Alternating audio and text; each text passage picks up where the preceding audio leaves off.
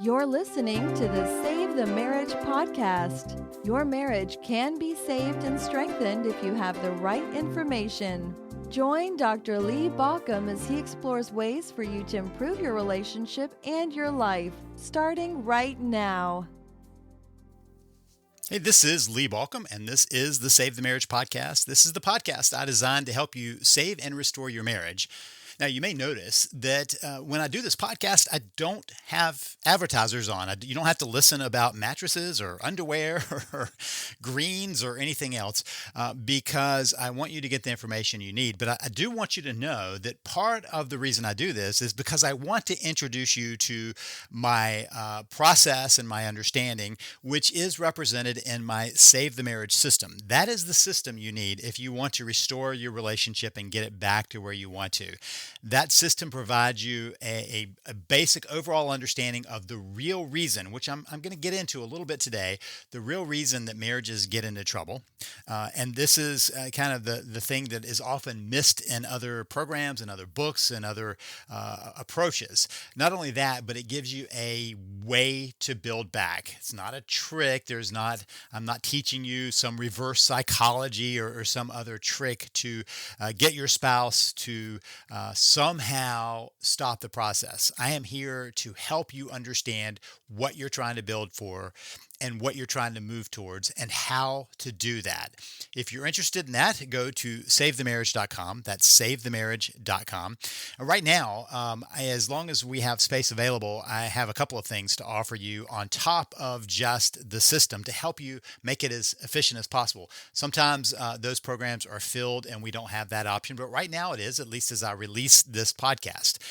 One is a free week of my VIP virtual coaching program that has a ton of tools, lots of resources, my apology letter formula, build your plan template, all these other pieces, along with a weekly conference call where you can have your questions answered, mostly by me. Every now and then I've got a coach filling in for me, but usually it's me. That's a free week of that. You just have to claim it after you purchase the system. I don't trick you into it. You can cancel it anytime. It is simply there if you want to take me up on that. Also, I have the opportunity for you, as long as you are in the United States, we promise you a get started session with one of my coaches. If you're international, we do our best. It's just very difficult. But if you're in the U.S., we provide a get started session free of charge, no obligation with one of my coaches, 15 to 20 minute session. And that's to help you work through the issues like we talk about today. So today what I want to talk about is the difference between malice and neglect in your relationship. And this is why I want to talk about it. One of my core beliefs is that the core problem of marriages is that there is a disconnection. Connection is the lifeblood of a relationship. I want you to think about how it's basically the pulse, the flow back and forth between you and a spouse. And so what happens at the beginning of a relationship is you build up this connection. And so then at some point you have this option of taking that connection further by saying, hey, we are in this together. We're a team, right? We're a we.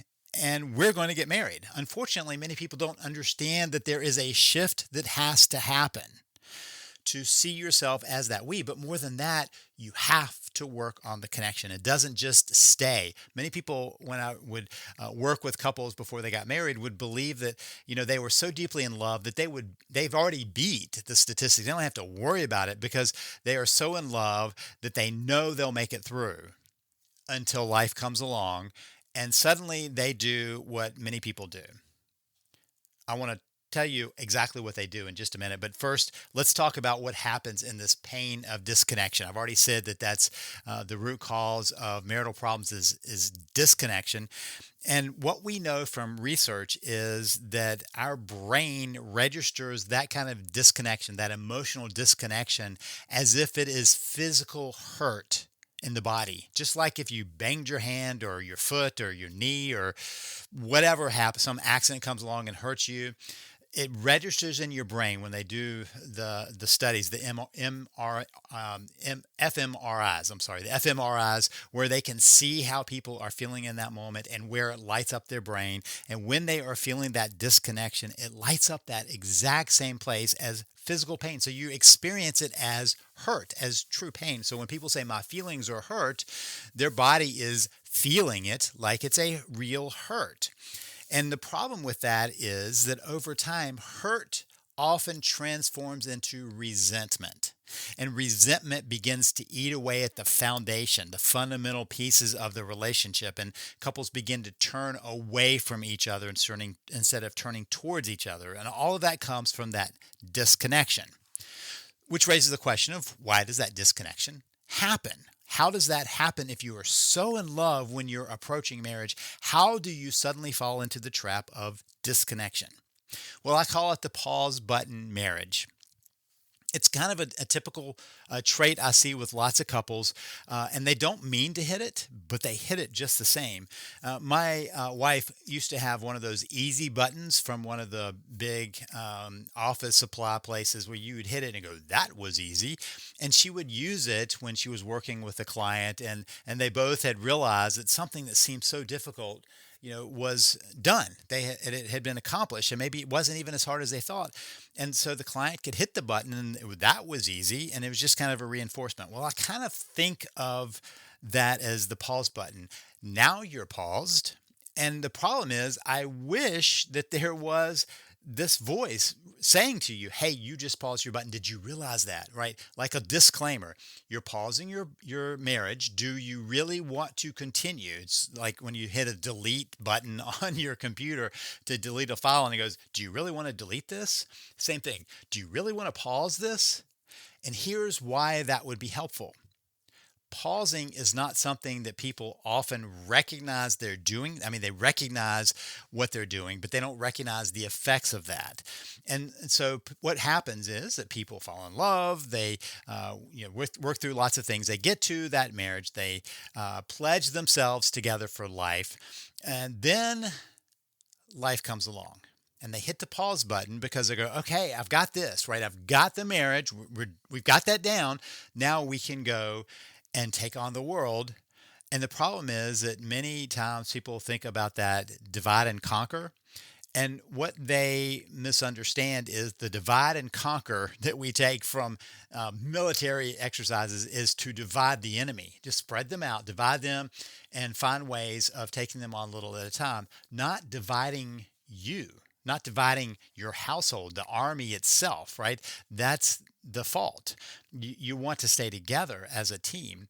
And yet, many times, couples kind of hit the pause button and they decide to take on parenting and take on job and take on hobbies and take on travel and take on, sports and events and all of these things because, you got to get that into life. And let me first say, I'm not saying that marriage is 100% all about the marriage all the time.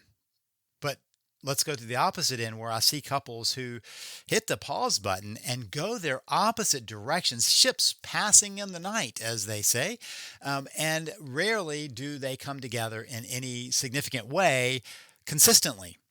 And over time, that gets to be more and more of a habit. They hit the pause button and they keep saying, oh, we'll come back to us, after the kids are a certain age, after they get into school, after, they get out of school, after they get married, after they have kids. I mean, on and on it goes, right? Or job. After I get this promotion, no, this promotion, no, this promotion. After I build this company, oh, no, this company, oh, to this point, and on it goes. It's a moving target. Or, after I do a 5K, maybe we'll get back to us. Ooh, I want to do a 10K. Ooh, I want to do a marathon. Ooh, I want to do a 50K, and on these things go, and we keep extending. It's that mission creep where we keep extending what we need to get done before we get back to us. Many times people go, we'll get there when we retire. When we finally slow down, we'll come back to us. Only a while, somewhere along the way, to look at each other and go, I don't know who you are. You don't know who I am. And sometimes one person says it before the other recognizes it and says, I am not feeling it. Or to say it more like I often hear it, I love you, but I'm not in love with you. and suddenly things start falling apart. So that's the pause button marriage. And the problem is that creates such a long-term danger because behind all that, as we talked about, is when you feel that disconnect, it comes in as pain. And as that pain grows, it begins to break down into resentment. And as the resentment eats away at the foundation, suddenly, not only are you feeling like there's nothing going on, you feel like there's anger between you. And so neglect leads to these feelings of maliciousness. Which brings us to my point today. So Hanlon's razor, if you've heard about Occam's razor, that's the one that many people are familiar with. Occam's razor is the simplest explanation is usually the correct one. That's on the razor blade. Hanlon's razor came back and said, never attribute to malice that which is adequately explained by stupidity. And so basically, Hanlon's razor is saying that there's no need to assume malice when whatever happened can be just explained by some stupidity or ignorance on the person. So you don't have to assume that they're being malicious when they're doing things if in actuality they just don't have a clue. Which brings us to my point. Let's call it Baucham's razor. So Baucham's razor is there's no need to attribute to malice what is actually the result of neglect. Now this is why this is important. We've already established that neglect is the side effect of hitting the pause button. Neglect is what happens when we fall into that place where we hit the pause button, we disconnect with the best of intentions of coming back to it. We're neglecting the relationship because of these other things that need to happen. And that neglect eats away so profoundly at the connection, and the disconnection is felt so deeply that it often ends up feeling like maliciousness on the part of a spouse. And in actuality, it's just the habits of disconnection that keep coming in. Now, I'm not saying it's not hurtful. It's just the danger of assuming that your spouse is malicious when actually it's about neglect and potentially neglect from both of you. Now, I want to have a disclaimer here. I've often said that I don't want anybody to use my system if you are in an abusive relationship. Abusive relationships are built on malice. They're built on malice and control.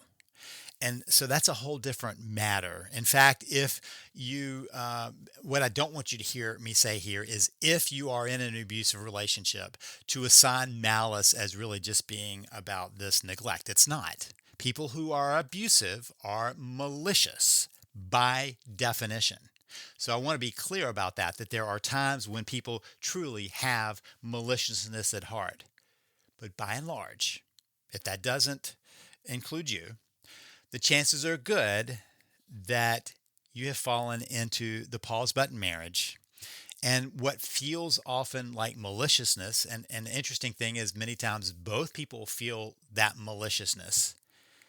It's actually about the neglect. It's about the hurt that comes along from that disconnection, that lack of connection that feeds it.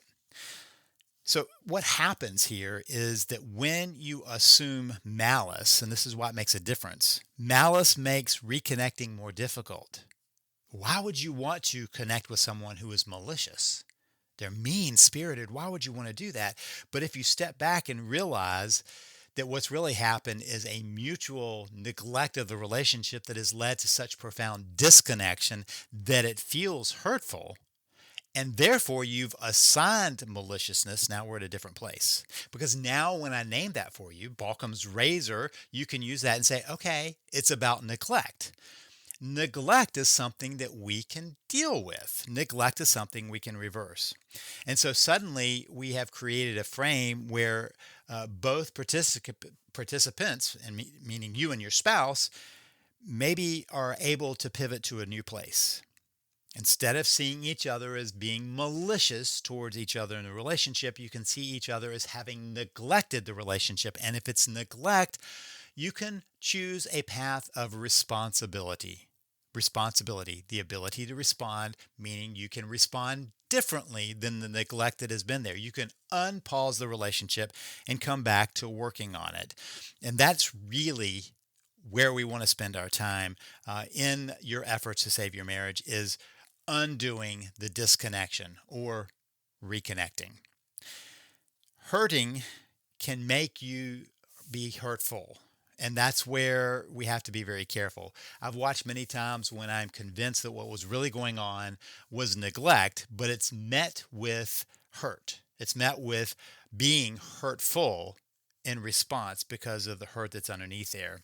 And if you are able to understand Balcom's razor, then you can understand that part of what's going on here is this neglect, is this disconnection, and you can allow some latitude to move back into a relationship by not assigning the maliciousness to a spouse. It gives you a room, a space to come back and recognize that what's really going on is the pause button marriage, is the neglect.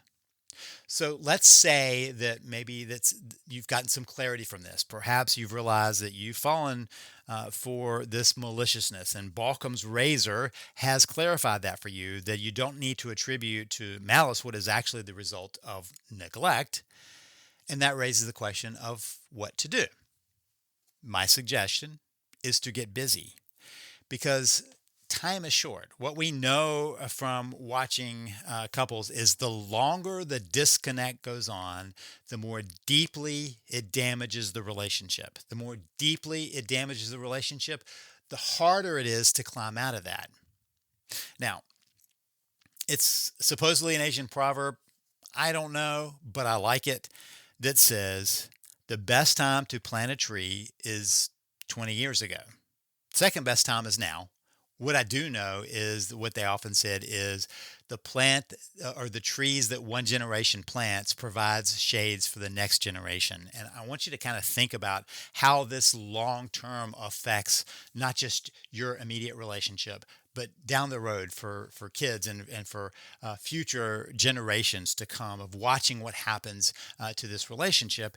And yet the immediacy that time is short. Recognize that whenever you realize that a relationship is damaged, the time to act on it is then, not to keep waiting, not to keep the pause button on, not to keep away from that because of your hurt, but deciding that you're going to take responsibility to move into making some changes so that things can get better. And if that's what makes sense to you, that's when I would love for you to come visit us at savethemarriage.com and grab my system. Savethemarriage.com, grab my system. VIP would be great in these situations where you know it's gone on too long, because I do give you that apology letter formula, and we can get you started with a coach just to get you moving forward with all of the stuff that I offered at the top of this podcast. So remember, come visit us at savethemarriage.com. That's savethemarriage.com. And this is Lee Balcom wishing you the best as you work to save your marriage. You've been listening to Save the Marriage podcast. For more information and help, please visit us at savethemarriage.com.